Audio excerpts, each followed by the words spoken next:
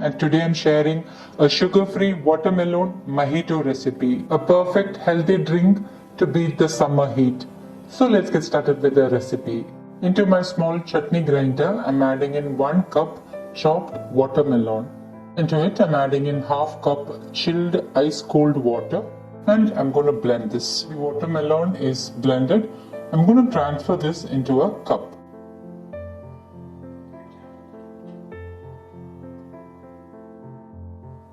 And I'm keeping this aside. Into my serving glass, I'm adding in 4 tablespoons chopped watermelon cubes. Into this, I'm adding in 8 mint leaves,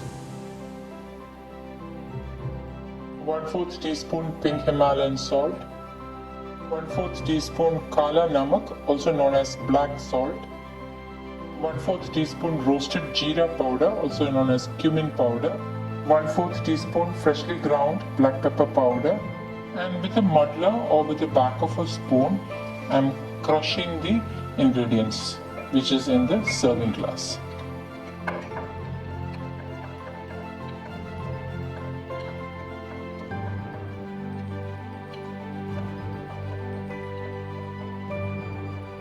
And once it is lightly crushed, I'm squeezing in half a lemon.